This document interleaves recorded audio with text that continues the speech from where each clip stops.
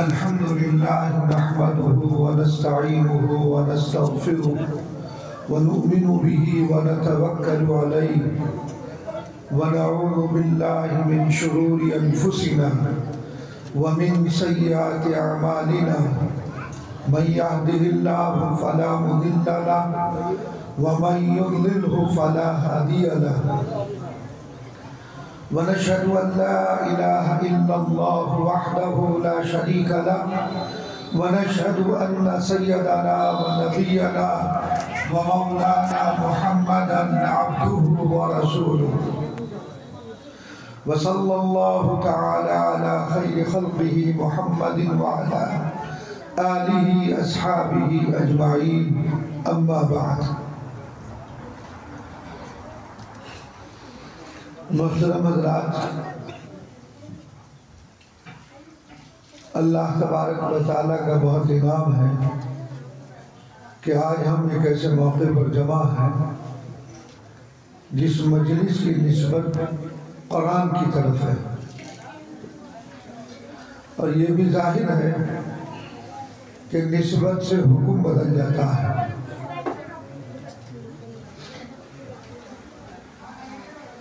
میری آواز گلے پہ اثر ہے، بہت زیادہ دیر نہیں، بہت مختصر وقت آپ سے بات کروں گا۔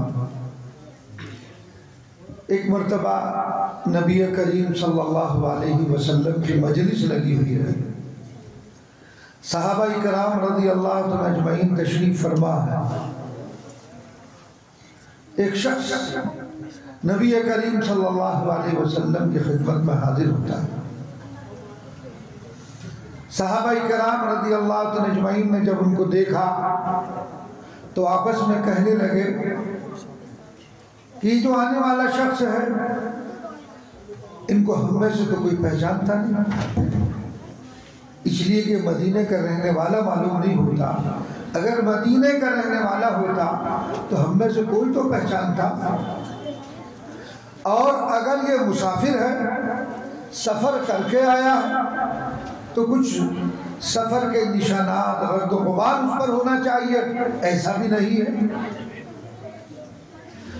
اور ان کے بیٹھنے کی جو کیفیت ہے وہ یہ ہے کہ نبی کریم صلی اللہ علیہ وسلم کے گھٹنوں سے گھٹنے ملا کر وہ تشریف فرما ہوا۔ اس سے معلوم ہوا کہ وہ رسول اللہ صلی اللہ علیہ وسلم سے بہت زیادہ بے تکلف ہے۔ خیر، وہ تشریف فرما ہو گئے تو انہوں نے نبی کریم صلی اللہ علیہ وسلم سے مختلف سوالات کیے، من اسلام، من دین۔ انہی میں سے ایک سوال کا انتخاب اس وقت میں نے کیا کہ سوال کیا نبی کریم صلی اللہ علیہ وسلم سے من احسان، احسان کس چیز کا نام ہے، احسان کس کو کہتے ہیں؟ اور بھی سوالات کیے، متی تقوم الساعة وعن اماراتها۔ جب وہ چلے گئے سوالات کرنے کے بعد نبی کریم صلی اللہ علیہ وسلم نے حضرت عمر رضی اللہ تعالیٰ عنہ کو مخاطب کر کے فرمایا، عمر جانتے ہو یہ کون تھے؟ کہا کہ اللہ اور اس کا رسول زیادہ جانتا ہے۔ نبی کریم صلی اللہ علیہ وسلم نے فرمایا یہ حضرت جبرائیل تھے، یہ حضرت جبرائیل تھے جو تم کو تمہارا دین سکھانے کے لیے آئے تھے۔ تو سوال کرنے والے کون ہیں؟ حضرت جبرائیل علیہ السلام۔ اور جواب دینے والے کون ہیں؟ رسول اللہ صلی اللہ علیہ وسلم۔ تو سوال کیا کیا؟ من احسان، احسان کس چیز کا نام ہے، احسان کس کو کہتے ہیں؟ حضور پاک علیہ السلام نے ارشاد فرمایا، ان تعبد اللہ کأنک تراہ فإن لم تکن تراہ فإنہ یراک۔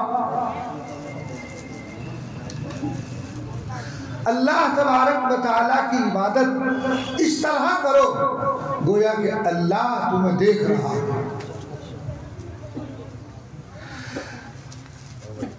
جو نبی کریم صلی اللہ علیہ وسلم کا جواب، اس میں آپ صلی اللہ علیہ وسلم نے دو باتیں ارشاد فرمائی۔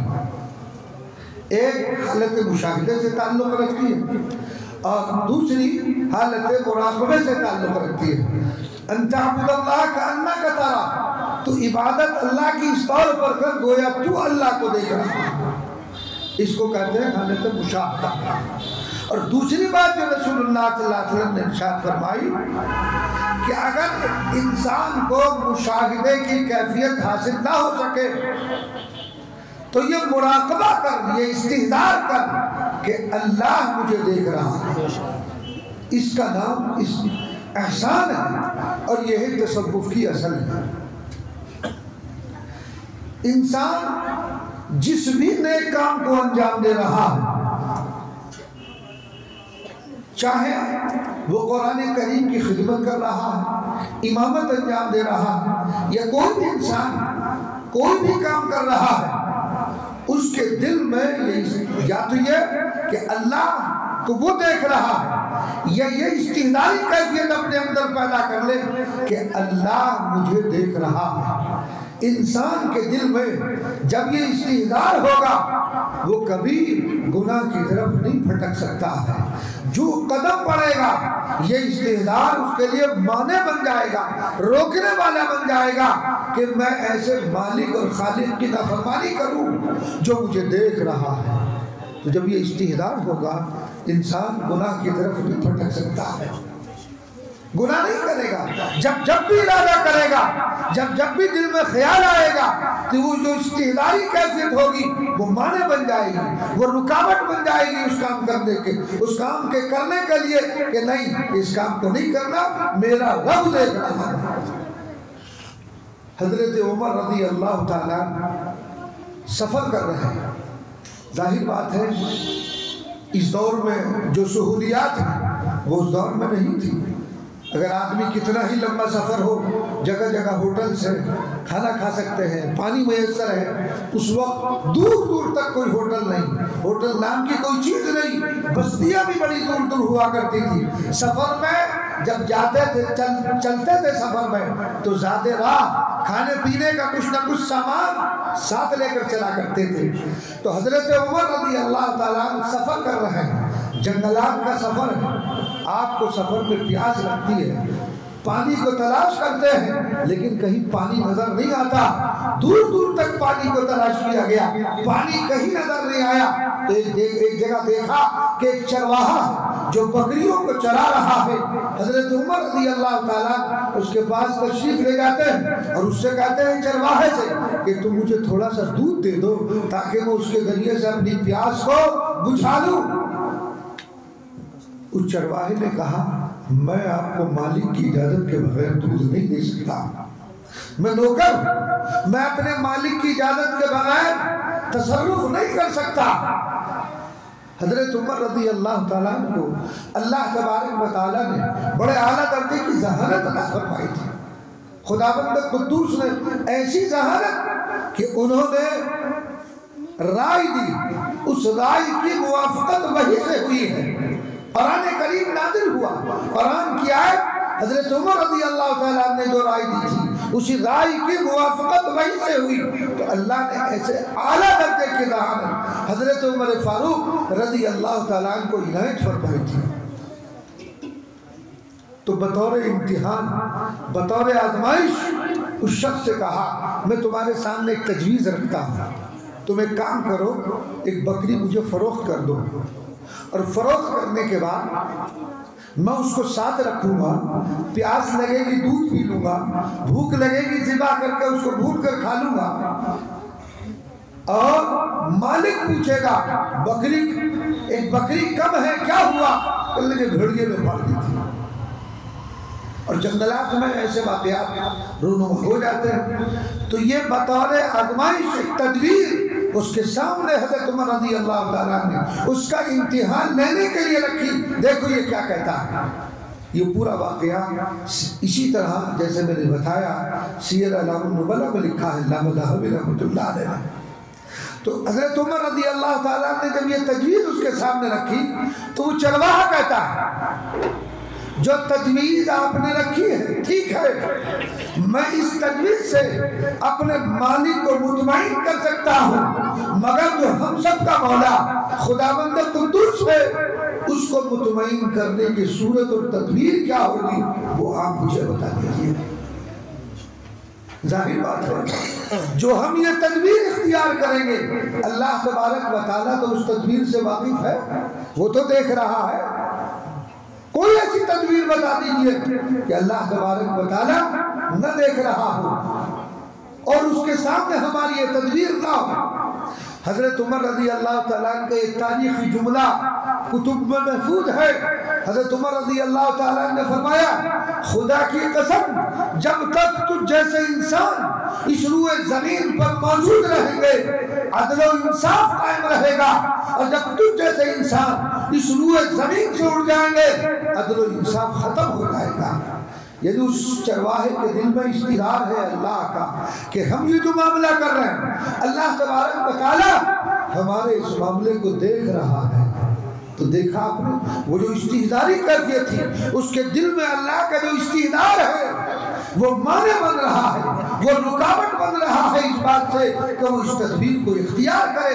حضرت عمر رضی اللہ تعالیٰ مملکت میں رات میں چکر لگا رہے ہیں، گلیوں میں گھوم رہے ہیں، ایک مقام پر پہنچتے ہیں، وہاں سے کچھ آواز آ رہی ہے۔ آواز کیا رہی ہے؟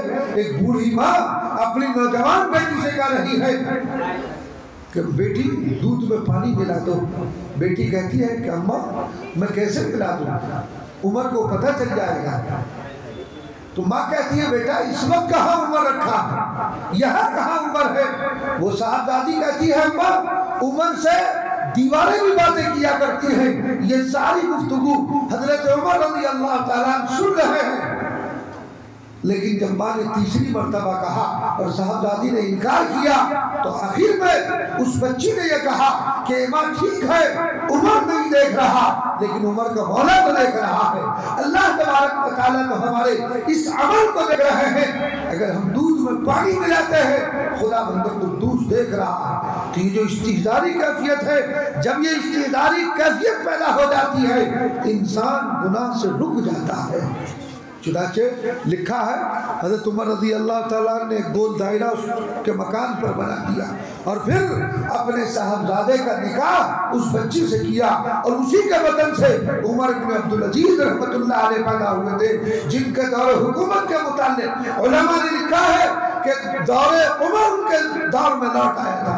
عمر ثانی ان کو کہا جاتا ہے۔ ایسا عدل و انصاف، ایسا عدل و انصاف کہ ایک گھاٹ پر بکری اور بھیڑیا پانی پیتے ہیں۔ آپ نے کبھی نہیں دیکھا ہوگا بھیڑیا اگر بکریوں کو دیکھ رہے تو پھاڑ ڈالتا تھا، لیکن بھیڑیا بکری ایک گھاٹ پر پانی پی رہے ہیں، یہ ان کے عدل و انصاف کا اثر تھا۔ ایک دن بھیڑیے نے بکری کو پھاڑ دیا، وہ چرواہا کہتا ہے آج معلوم ہوتا ہے کہ عمر بن عبدالعزیز بقید حیات نہیں رہے، اگر زندہ رہتے تو بھیڑیے کی ہمت نہیں ہو سکتی تھی کہ وہ بکری کو پھاڑ ڈالتا۔ چنانچہ تحقیق کی گئی، معلوم ہوا جس وقت بھیڑیے نے بکری کو پھاڑا تھا اس وقت عمر بن عبدالعزیز کا انتقال ہو چکا تھا۔ تو ان کے عدل و انصاف کا اثر انسان تو انسان جانوروں تک پر بیچا۔ تو عمر ثانی ان کو کہا جاتا تھا۔ تو حضرت عمر بن عبدالعزیز رحمت اللہ نے اسی عورت کے بطن سے پیدا ہوئے۔ بتانا صرف یہی ہے کہ انسان کے دل میں جب استحضاری کیفیت پیدا ہو جاتی ہے تو اس استحضاری کیفیت کے پیدا ہو جانے سے انسان گناہوں سے بچ جاتا ہے، گناہ کی طرف قدم بڑھتا ہے۔ وہ استحضار ایک دیوار اس کے سامنے بن جاتا ہے اور وہ انسان پیچھے ہٹ جاتا ہے۔ ابو داؤد شریف میں ایک واقعہ آتا ہے کہ ایک عورت نبی کریم صلی اللہ علیہ وسلم کی خدمت پر پہنچتی ہے، مسجد نبوی کے دروازے پر پہنچتی ہے۔ ایک صحابی اٹھ کر کے آتے ہیں، کوئی بات تمہیں پوچھنی ہے تو میرے واسطے سے پوچھ لو، مجھے بتاؤ میں آقا تک پہنچاتا ہوں، آقا جو جواب دیں گے میں تمہیں نقل کر دوں گا۔ تو وہ عورت کہتی ہے نہیں، مجھے بیچ میں واسطہ نہیں چاہیے، ڈائریکٹ نبی کریم صلی اللہ علیہ وسلم سے مجھے بات کرنی ہے۔ چنانچہ نبی کریم صلی اللہ علیہ وسلم کے بعد ان صحابی رسول صلی اللہ علیہ وسلم نے وہ پیغام پہنچایا کہ اللہ کے رسول صلی اللہ علیہ وسلم ایک عورت دروازے پر کھڑی ہے اور وہ براہ راست آپ سے گفتگو کرنا چاہتی ہے. آقا نے فرمایا آنے دو, اجازت ہے اس کو بلا لاؤ. چنانچہ وہ عورت جاتی ہے, نبی کریم صلی اللہ علیہ وسلم کے پہلو میں جا کر بیٹھ جاتی ہے اور حضور پاک علیہ السلام سے کہتی ہے, اے اللہ کے رسول صلی اللہ علیہ وسلم, مجھ سے گناہ کا صدور ہو گیا, زنا ہو گیا, میرے لیے کیا حکم ہے, میرے لیے کیا حکم ہے؟ نبی کریم صلی اللہ علیہ وسلم نے فرمایا, تم نے ویسی چھوا ہوگا, بوس و قرار کیا ہوگا کہ نہیں حضور مجھ کو حمل بھی قرار پا گیا. آپ یہ دیکھیے, عورت ذات ہو کر وہ بے چین ہے, گناہ ہو گیا اس سے لیکن وہ بے چین ہے. اب وہ یہ چاہتی ہے میرا معاملہ دنیا میں صاف ہو جائے, میں اللہ تبارک و تعالیٰ کے سامنے جب میری پیشی ہو تو اس گناہ کا الزام میرے اوپر نہ ہو, دنیا میں وہ گناہ دھل جائے. اللہ تبارک و تعالیٰ کا خوف, اللہ کا ڈر, وہ استحضار اس کے لیے اس کو بے چین کیے ہوئے ہے. نبی کریم صلی اللہ علیہ وسلم جب 3 مرتبہ اس سے اقرار کرا لیا تو آپ صلی اللہ علیہ وسلم نے فرمایا, جب بچے کی ولادت ہو جائے گی تب تم ہمارے پاس آنا. وہ انتظار کرتی رہی. اب آپ یہ دیکھیے, ولادت عام طور پر 9 مہینے 10ویں مہینے کے اندر, تو نبی کریم صلی اللہ علیہ وسلم نے کوئی پہرا بٹھایا تھا, کسی صحابی کو مقرر کیا تھا کہ دیکھو اس عورت سے زنا کا صدور ہوا ہے, اس پر سزا جاری ہونی ہے, یہ عورت مدینے سے نکل نہ جائے, اس پر نظر رکھی جائے. کوئی پہرا آپ نے اس کو مقرر نہیں کیا. ولادت ہو جاتی ہے بچے کی, اور ولادت ہونے کے بعد اس بچے کو گود میں اٹھاتی ہے اور در اقدس پر حاضر ہو جاتی ہے اور جا کر کے عرض کرتی ہے, یا رسول اللہ صلی اللہ علیہ وسلم, میں فلاں عورت ہوں, فلاں وقت آئی تھی, آپ نے یہ حکم دیا تھا کہ بچے جب پیدا ہو جائے تب آنا, اب ولادت ہو چکی ہے, یہ بچہ میری گود میں ہے, اب میں حاضر ہوں, میرے لیے کیا حکم ہے؟ نبی کریم صلی اللہ علیہ وسلم نے فرمایا, اس بچے کو لے جاؤ, جب یہ بچہ کھانے کے قابل ہو جائے, دودھ کی مدت پوری ہو جائے, تب لے کر کے آنا. مدت رضاعت 2 سال ہے. وہ عورت واپس آ جاتی ہے اور 2 سال تک متواتر اس کو دودھ پلاتی ہے, اس کی پرورش کرتی ہے. 2 سال مکمل ہو جاتے ہیں. مکمل ہونے کے بعد وہ اس کو روٹی کا لقمہ اس کے منہ میں دیتی ہے, وہ چبانے لگتا ہے. نبی کریم صلی اللہ علیہ وسلم کی خدمت میں اس کو گود میں لیتی ہے, لقمہ ہاتھ میں لے کر جاتی ہے اور پھر مسجد نبی پر پہنچتی ہے. نبی کریم صلی اللہ علیہ وسلم کی خدمت میں حضور پاک علیہ السلام کی خدمت میں یہ عورت پہنچی اور پہنچنے کے بعد کہتی ہے, یا رسول اللہ صلی اللہ علیہ وسلم, میں وہی عورت ہوں جو آپ کے پاس فلاں وقت آئی تھی, آپ نے یہ فرمایا تھا, پھر اس کے بعد آپ نے یہ فرمایا. اب یہ بچہ 2 سال کا ہو گیا ہے, یہ روٹی کا لقمہ اس کو منہ میں دیا, اس نے چبانا شروع کیا. حضور اب مجھے بتائیے میرے لیے کیا ہے؟ تو دوستو, اس عورت کو جو بے چین کیے ہوئے ہے وہ کیا چیز ہے؟ کیا چیز ہے؟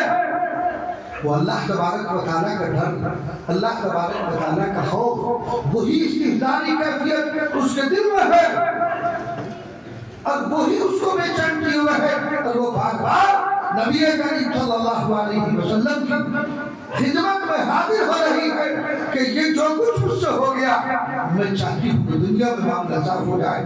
نبی کریم صلی اللہ علیہ وسلم نے فرمایا, صحابہ کرام رضی اللہ عنہ اجمعین تھے, وہ شادی شدہ تھی, کہ اس پر رجم کیا جائے.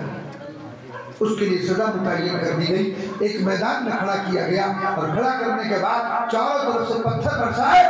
حکم یہی ہے شریعت کا کہ اگر کوئی شادی شدہ مرد یا عورت ہے, اگر وہ زنا کا صدور اس سے ہو جائے, وہ زنا کر لے, تو اس کے لیے حکم یہ ہے کہ اس کو رجم کیا جائے گا. ایک میدان میں کھڑا کر کے چاروں طرف سے پتھر برسائے جائے یہاں تک کہ وہ مر جائے. ایسے ہی کیا گیا. ایک صحابی نے پتھر مارا, خون جس پتھر لگا تو اس میں خون کی جو پھوار نکلی وہ ان صحابی کے کپڑے پر آ کر گری. تو ان صحابی رسول صلی اللہ علیہ وسلم نے اس خون کے اپنے قطرات کو اپنے اوپر گرنے کو قریب سمجھا, برا سمجھا کہ ایک گناہگار عورت کے خون کے قطرات میرے جسم پر یا میرے کپڑوں پر پڑے, اس کو انہوں نے برا سمجھا. یہ اطلاع نبی کریم صلی اللہ علیہ وسلم کو بھی. حضور پاک علیہ السلام کا چہرہ ہمارے غصے کے سرخ ہو گیا اور آقا دو جہاں جناب محمد رسول اللہ صلی اللہ علیہ وسلم نے اسی غصے کی حالت میں فرمایا کہ اس عورت نے جس سچے دل سے توبہ کی ہے اگر اس کی توبہ کو پورے مدینہ پر تقسیم کیا جائے تو جتنے بھی مدینہ میں رہنے والے افراد ہیں ان تمام کی مغفرت ہو جائے گی. تو قریب سمجھتا ہے اس قصے کے سنانے کا مقصد یہی ہے کہ اس کے دل میں بے چینی لگی ہوئی ہے. تو یہ جو طرف ہے یہ جو بے چینی ہے وہ کیا چیز ہے؟ وہ یہ استحضار اللہ تبارک و تعالیٰ کا کہ انسان عبادت اس طرح کرے کہ گویا کہ وہ اللہ کو دیکھ رہا ہے یا اللہ اسے دیکھ رہا ہے. تو یہ انسانی جو صورت ہے استحضاری کہ انسان اگر حالت مشاہدہ میں نہیں پہنچ سکتا تو مراقبہ تو کر سکتا ہے اللہ مجھے دیکھ رہا ہے. یہ استحضار اس عورت کو رہا اور وہی استحضار اس کو بے چین کیے ہوئے ہے وہ ذرا اپنے بار بار حاضر ہو رہی ہے. اسی طرح مشکات میں واقع آتا بنی اسرائیل میں ایک شخص تھا جس کا کام پیسہ دیتا تھا اور زنا کرتا تھا. ایک عورت جو بڑی پاکدامن تھی جس نے زندگی میں کبھی ایسا کام تو کیا اس کے دل میں اس کا واہمہ اور خیال بھی نہیں آیا. اس کے شوہر کا انتقال ہو جاتا ہے. شوہر کا جب انتقال ہوا جو کچھ اس کے پاس اثاثہ تھا کھانے پینے کا جو سامان تھا جب وہ ختم ہو جاتا ہے ختم ہونے کے بعد چھوٹے چھوٹے بچے ہیں فاقے پر فاقے کوئی انتظام کھانے پینے کا نہیں ہے محنت اور مزدوری کے لیے جا نہیں سکتی ہے کوئی اس کا تعاون کرنے کے لیے تیار نہیں ہے. وہ بچوں کو روتا اور بھٹکتا ہوا دیکھ کر باہر نکلتی ہے کوئی میرا تعاون کرے لیکن کوئی اس کا تعاون کرنے کے لیے تیار نہیں. وہ اسی شخص کے پاس جاتی ہے جو پیسے دے کر زنا کیا کرتا تھا. یہ عورت اس کے پاس جاتی ہے اور جانے کے بعد اس کی تو شرط تھی کوئی اس کے یہاں کوئی جبر کوئی زور کوئی ظلم ایسا نہیں خوشی کا سودا تھا. یہ گئی ایک مرتبہ پھر واپس آ گئی کہ میں نے ایسا کام کبھی نہیں کیا لیکن جب گھر آتی اور بچوں کی طرف وہ دیکھتی تو اس کا دل بھڑک اٹھتا آنکھوں سے بے اختیار آنسو نکلنے شروع ہو جاتے کہ یا اللہ ایسے حالات میں کیا کروں. کوئی بات اس کے سمجھ میں نہیں آئی پھر اسی شخص کے پاس جاتی ہے اور جانے کے بعد کہتی ہے ٹھیک ہے وہ اپنے آپ کو زنا پر آمادہ کر لیتی ہے. وہ شخص جب زنا کرنے کے لیے اس عورت کے قریب ہوتا ہے تو وہ عورت کانپنے لگتی ہے. اس عورت پر کپکپاہٹ تاری ہو جاتی ہے اضطرابی اور بے چینی کیفیت اس پر تاری ہو جاتی ہے. وہ شخص کہتا ہے میں نے تیرے ساتھ کوئی زبردستی نہیں کی ہے کوئی جبر اور ظلم نہیں جان بوجھ کر میں ایسا نہیں کر رہا ہوں. خوشی کے ساتھ میں تمہیں پیسے دے رہا ہوں اور خوشی کے ساتھ تم تیار ہو تمہارے جسم پر یہ اضطرابی کیفیت کیوں ہے یہ کپکپاہٹ تمہارے جسم پر کیوں ہے یہ لرزہ تمہارے جسم پر کیوں تاری ہے. وہ عورت کہتی ہے خدا کی قسم میں نے آج تک یہ کام نہیں کیا ہے میں نے صرف اور صرف اپنے بچوں کو بھوکا بھٹکتا اور سسکتا ہوا دیکھ کر اپنے آپ کو اس بات پر مجبور کر دیا کہ میں اپنے آپ کو اس کام پر آمادہ کر لیا ہے. خدا کی قسم میں نے آج تک ایسا کام نہیں کیا ہے. چنانچہ وہ عورت جو اس پر اضطرابی کیفیت ہے جو وہ کام رہی ہے اس کے دل میں اللہ کا استحضار ہے اس کے دل میں اللہ کا استحضار ہے.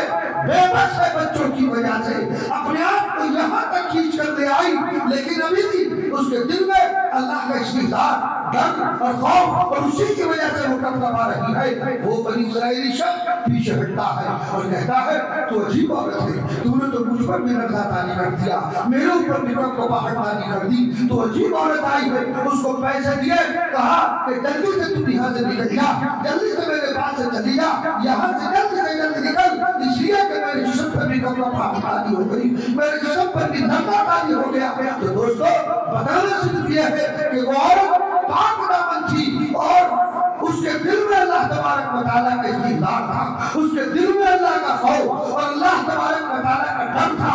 اللہ تبارک و تعالیٰ نے ایک گناہ سے اس کو بچا لیا چونکہ وہ اس کا ارادہ اس وہ تو مجبوراً اس نے اپنے آپ کو مجبوراً اس کام کرنے تیار کیا بچوں کی وجہ سے، لیکن وہ حقیقت دل سے تیار نہیں۔ خدا بند قدوس نے اس کے اس ارادے اور اس کو اس کی استحضاری کیفیت اور اس کے اس خوف و ڈر کی وجہ سے خدا بند قدوس تو اس کو بچا دیا، تو گناہ سے بچ گئی۔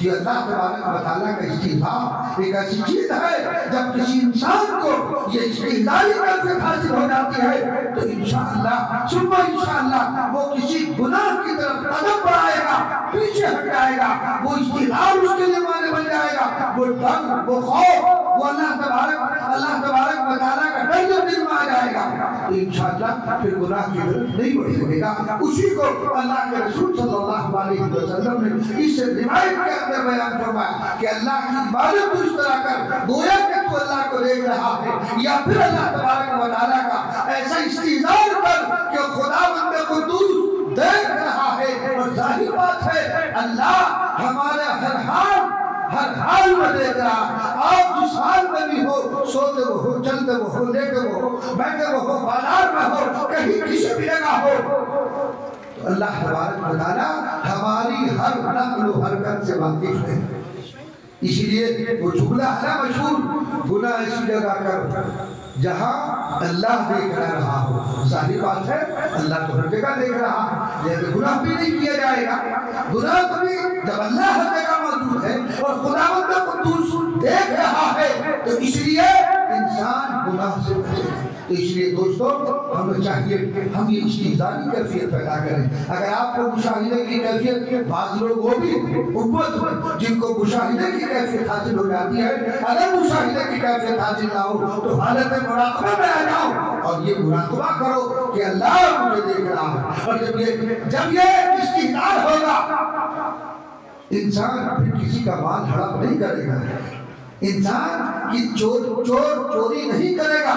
جب یہ استحضار ہوگا دل میں کہ اللہ مجھے دیکھ رہا ہے، یہ استحضار جب ہوگا چوری نہیں کرے گا، زناکار زنا نہیں کرے گا، شرابی شراب نہیں پیے گا، جوا نہیں کھیلے گا، اس لیے کہ اس کے دل میں استحضاری کیفیت جب پیدا ہو جائے گی تو وہ اللہ کی نافرمانی سے رکے گا، نہ شراب پیے گا، نہ جوا کھیلے گا، نہ سٹے بازی کرے گا، نہ کوئی اور گناہ کرے گا، اس لیے کہ اس کے دل میں اللہ تبارک و تعالیٰ کا استحضار ہے۔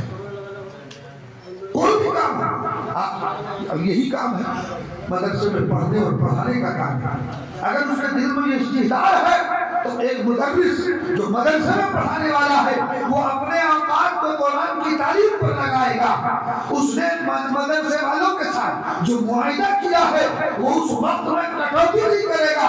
اگر اس کے دل میں استحضار ہوگا وہ ان اوقات میں جو اوقات وہ اپنے بیچ چکا ہے، فروخت کر چکا ہے، جن اوقات کو وہ مدرسے والوں کے یا مسجد کو فروخت کر چکا ہے، وہ ان اوقات کے اندر کیا نہیں کرے گا؟ گڑبڑ نہیں کرے گا، کوئی ایسا کام نہیں کرے گا جو جس سے اللہ تبارک و تعالیٰ کی نافرمانی ہو رہی ہو، رسول اللہ صلی اللہ علیہ وسلم کی سنت کی خلاف ورزی لازم آ رہی ہو۔ اس لیے انسان کو جب استحضاری کیفیت حاصل ہو جائے گی تو پھر انسان نہ چوری کرے گا، نہ شراب پیے گا، نہ ڈاکہ ڈالے گا، نہ کسی کا مال ہڑپ کرے گا، نہ کسی کا مال لے کر اس کو جو ہے کھا جائے، مال لے کر یوں نہیں کہ پیسے کو ہڑپ کر جائے، بلکہ اس کو یہ فکر ہوگی ہمارا اگر پیسہ دینے میں اس کی ادائیگی میں داخل ہوگی تو وہ فکر مند ہوگا، اے اللہ تو اسے اسباب ایسے پیدا فرما دے جلد سے جلد اس کے پیسے ادا ہو جائے، گویا کہ وہ کسی کا حق نہیں مانے گا۔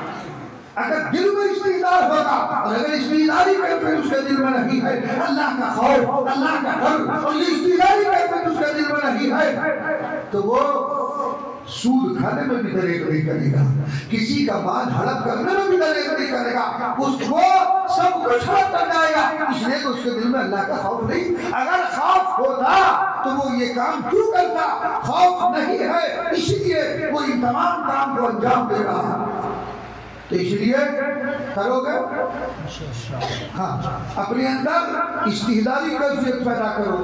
اب سوال یہ پیدا ہوگا کہ یہ ہوگا کہاں سے، کس طرح ہوگا، اس کی صورت کیا ہوگی، اس کا طریقہ کار کیا ہوگا؟ اس کا جواب یہ ہے اللہ تبارک و تعالیٰ نے قرآن مقدس میں ارشاد فرمایا یا ایھا الذین آمنوا اتقوا اللہ وکونوا مع الصادقین، اے ایمان والو اللہ تبارک و تعالیٰ سے ڈرو اور صالحین کی صحبت اختیار کرو، صالحین کے ساتھ ہو جاؤ۔ تو دیکھو یہ جو آیت شریفہ ہے، اس آیت شریفہ میں اللہ تبارک و تعالیٰ چونکہ احکم الحاکمین ہے، وہ حکیم ہے، انہوں نے جب اللہ فرمایا کہ یا ایھا الذین آمنوا اتقوا اللہ، اے ایمان والو اللہ سے ڈرو، تو اب سوال پیدا ہوگا کیسے ڈریں؟ اس کی شکل و صورت کیا ہے؟ کیا طریقہ کار اختیار کیا جائے؟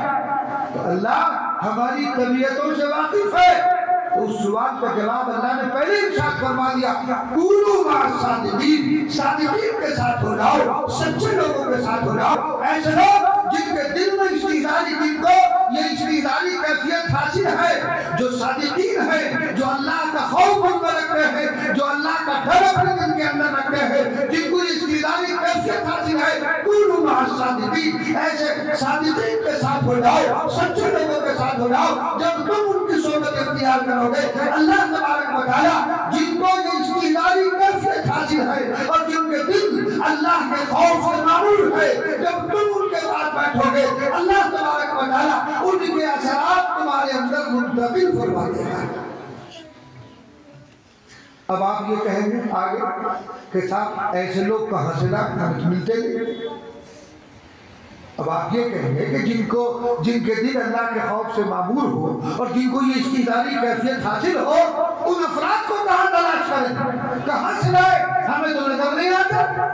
حضرت تھانوی رحمۃ اللہ علیہ نے اس آیت شریفہ کے تحت ایک نکتہ لکھا، علمی نکتہ۔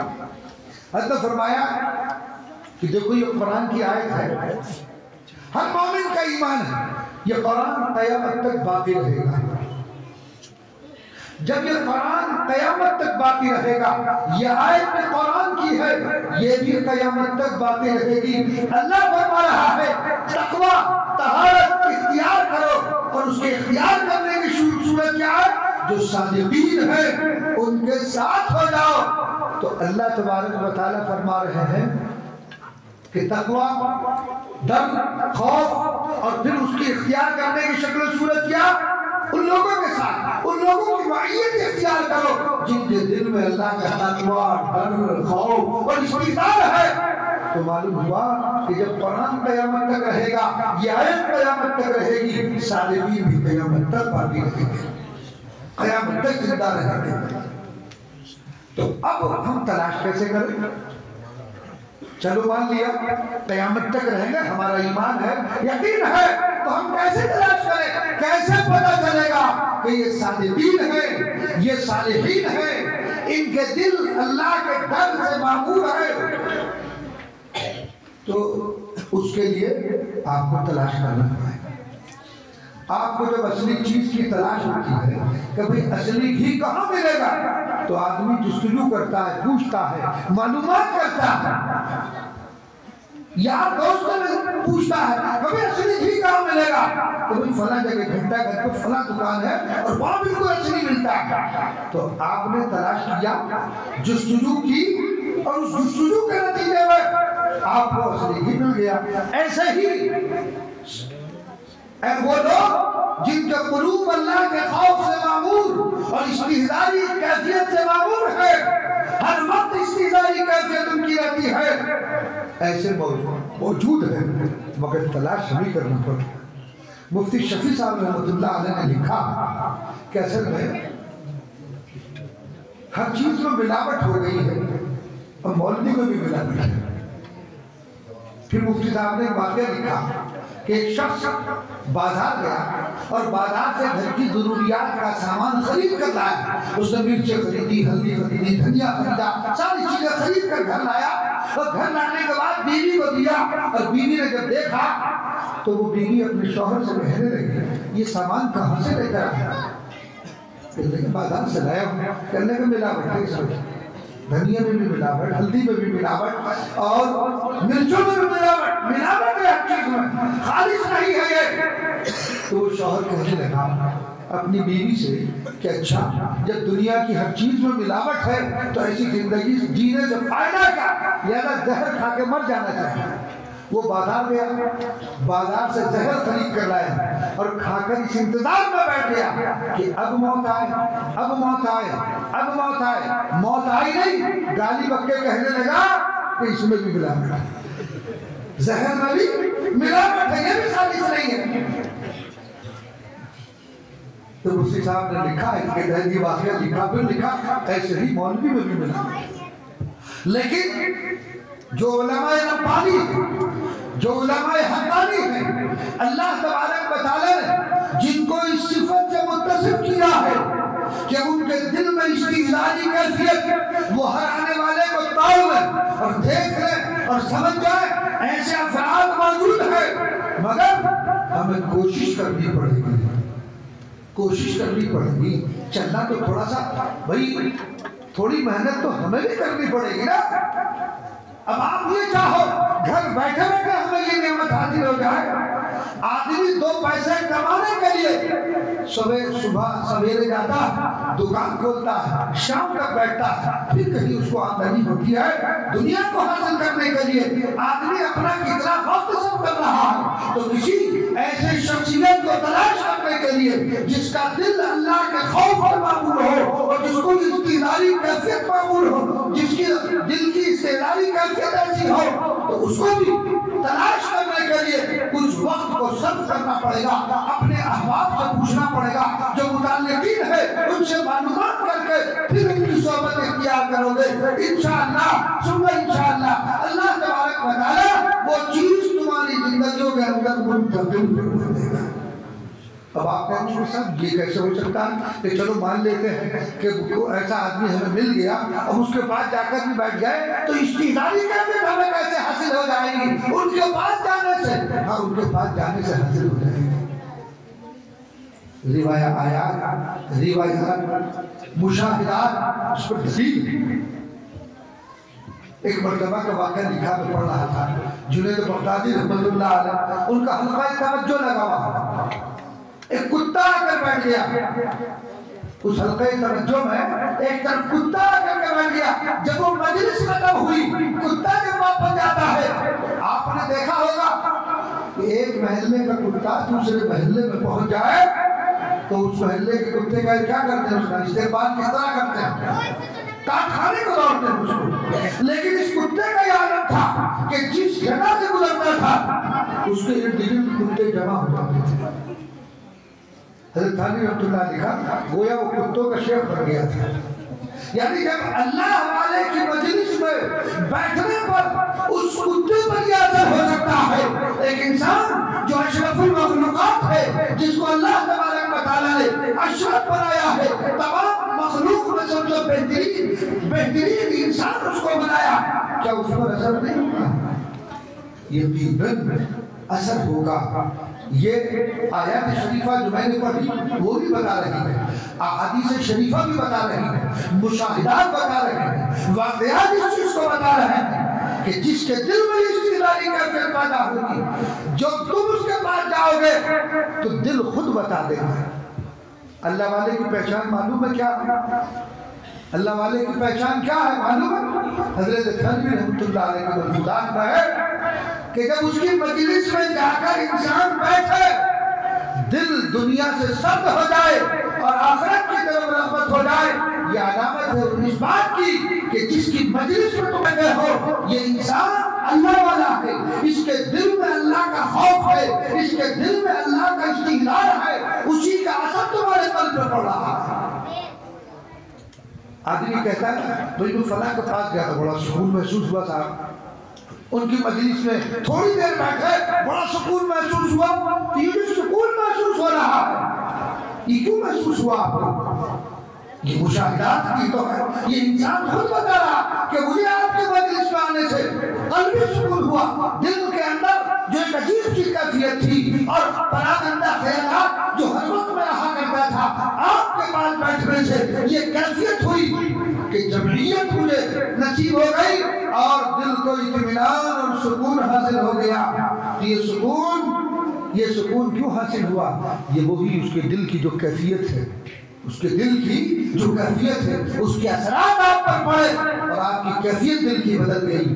ایک مرتبہ کا واقعہ لکھا شیخ عبد القادر رائے پوری رحمۃ اللہ علیہ، مولانا علی میاں ندوی رحمۃ اللہ علیہ، شاہ عبد القادر رائے پوری سے بیٹھ تھے۔ ان کے لکھنؤ میں ایک بزرگ تھے، ایک صوفی صاحب کے نام سے، حضرت ان سے بھی تعلق رکھتے تھے محبت کا، عقیدت کا۔ تو انہوں نے ان سے ذکر کیا صوفی صاحب سے کہ ہمارے پیر آ رہے ہیں اور آپ کی ہم ملاقات کرائیں گے۔ کہنے لگے ٹھیک ہے۔ کہا ابوالحسن جب تمہارے پیر آئے تو ہمیں بتا دینا، ہم ان سے ملیں گے۔ چنانچہ شیخ عبد القادر رائے پوری رحمۃ اللہ علیہ لکھنؤ تشریف لے گئے۔ مولانا علی میاں صاحب نے ان کو اطلاع کری صوفی صاحب کو کہ ہمارے پیر صاحب آ گئے ہیں۔ خیر وہ آئے، ملاقات کی تو کہنے لگے علی میاں یہ تو بالکل ہی کورے ہیں۔ کیا کہا کہ یہ تو بالکل کورے ہیں، ان کے پاس کچھ نہیں ہے۔ حضرت مولانا علی میاں صاحب رحمۃ اللہ علیہ نے لکھا کہ وہ ان کی بھی تردید نہیں کر سکتا تھا اور شیخ کی بھی تردید میں کیسے کر سکتا تھا کہ میں بڑے شش و پنج میں مبتلا ہو گیا کہ صوفی صاحب کیا کہہ رہے ہیں۔ خیر کوئی بات نہیں، جب حضرت کی واپسی کا وقت ہوا، شاہ عبد القادر رائے پوری رحمۃ اللہ علیہ کی واپسی کا جب وقت ہوا تو مجھے صوفی صاحب نے بلایا۔ کہنے لگے ابوالحسن یہاں۔ ارے بھائی تمہارے پیر تو بڑے پریشان ہیں۔ کہنے لگے وہ ہر آن اپنی نفی میں اس طرح مشغول ہے کہ ان کی نفی کا اثر مجھ پر پڑ گیا اور میں نے تم سے یہ کہہ دیا کہ یہ تو خالی ہے، ان کے پاس کچھ نہیں، بہت کچھ ان کے پاس ہے۔ اس نفی کا اثر مجھ پر پڑ گیا تھا۔ تو دیکھا ایک اللہ والا بھی اللہ والے کو نہیں پہچان سکتا ہے، اس کے پہچاننے میں دھوکہ ہو جاتا ہے۔ تو آپ اور ہم ہمارے میں کیسے پہچان سکتے ہیں؟ تو اس کی علامت کے بعد ایک علامت میں نے آپ کو بتا دی، جب اس کی مجلس میں جاؤ آخرت کی طرف رغبت ہو، دل دنیا سے سند ہو، اللہ کی طرف متوجہ ہو اور دل ایک سکون اور ایک احساس محسوس، دل جو ہے ایک سکون محسوس کرے، یہ علامت اس بات کی ہے۔ تو ایسا نہیں ہے، اللہ کی زمین اللہ والوں سے، ان لوگوں سے جن کے دل اللہ کے خوف سے معمول ہے، اشتیاقی کیفیت جن کو حاصل ہے، یہ زمین کبھی ان سے خالی نہیں رہتی۔ ہر وقت اللہ کی زمین پر ایسے افراد موجود رہتے ہیں اور رہیں گے۔ کبھی ہماری تلاش کی ہے کہ ہم تلاش نہیں کرتے، ہم جستجو کریں گے، تلاش کریں گے۔ اللہ تبارک و تعالیٰ ایسے افراد سے آپ کو ملا۔ اگر آپ یہ کہیں کہ صاحب ہمیں تو مل ہی نہیں تو اس کا ایک وظیفہ حضرت مولانا شاہ وسیع اللہ الہ آبادی رحمۃ اللہ علیہ نے ایسے افراد کے لیے جس کو کسی سے عقیدت نہ ہو رہی ہو اور وہ کسی مصلح کی تلاش میں ہو، کسی مرشد کی تلاش میں ہو، تو ان کے لیے ایک وظیفہ حضرت نے لکھا، تالیفات مسلم امت میں لکھا ہوا ہے۔ حضرت نے فرمایا کہ 2 رکعت نماز سونے سے پہلے پڑھا کرے اور پڑھ کر یہ دعا کیا کرے، اے اللہ مجھے ایسے مصلح سے ملا دے جو میرے باطن کی اصلاح کے لیے کافی ہو، مجھے کسی ایسے مصلح کے بعد بھیج دے۔ اس طرح کے دعائیہ الفاظ کہ روزانہ یہ معمول بنا لو۔ اگر واقعتاً تمہارے دل میں سچی طرف ہے تو اللہ تبارک و تعالیٰ ایک دن دعائے گا تمہیں کسی مصلح سے ملا دے گا۔ یہ وظیفہ حضرت نے لکھا ہے، لیکن کرے کون؟ ہم یہ چاہتے ہیں کہ فری میں سارا کام ہو جائے۔ ہم کیا سوچتے ہیں؟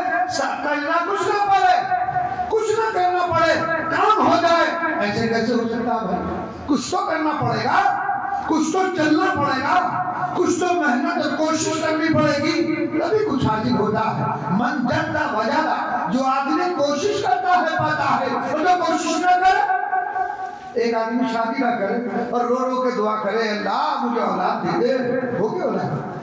اب بتاؤ تو طریقہ ہے وہ اختیار کرے، آپ شادی کرے، شادی کی نہیں، دعا کر رہا بچہ دے دے تو بچہ کہاں سے ہو جائے گا؟ مصلح کی تلاش ہے، ایسے اللہ والے کی تلاش ہے کہ جو جس کے دل میں استعدادی کیفیت اور خوف کی کیفیت، اس کا قلب میں اس کیفیت سے معمول ہو اور دعا کچھ آپ کرو نا اور آدمی ہمیں گھر بیٹھے بٹھائے بھی جا۔ دیکھو قدرت تو اللہ کو ہے کہ تمہیں ملا دے ایسے آدمی سے، لیکن ضابطہ یہ ہے چلنا پڑے گا، تلاش کرنا پڑے گا، محنت کرنی پڑے گی. جب محنت کرو گے انشاءاللہ ثم انشاءاللہ اللہ تبارک و تعالیٰ ملوا بھی دیں گے. تو کرو گے؟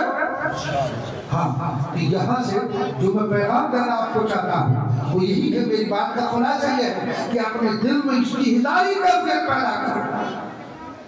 عبادت اس طور پر ہو کہ میں اللہ تبارک و تعالیٰ مجھے دیکھ رہا ہوں. یہ استحضاری کیفیت تمہارے قلوب میں پیدا ہو جائے اور اس کو پیدا کرنے کا اور حاصل کرنے کا طریقہ یہی ہے کہ جن کے قلوب اس چیز سے معمول ہے ان کے ساتھ ہو جاؤ، ان کی معیت اختیار کر لو. اللہ تبارک و تعالیٰ اس صحبت کی برکت سے وہ چیز تمہیں بھی تمہارے اندر منتقل کر دیں گے.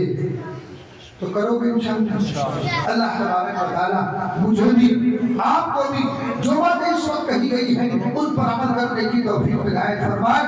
باقی انشاءاللہ بیان حضرت مولانا محمد زکریا صاحب سیدھا مجدور العالیہ کا ہوگا انشاءاللہ. اللہ تعالیٰ ہم سب کو عمل کی توفیق عنایت فرمائے.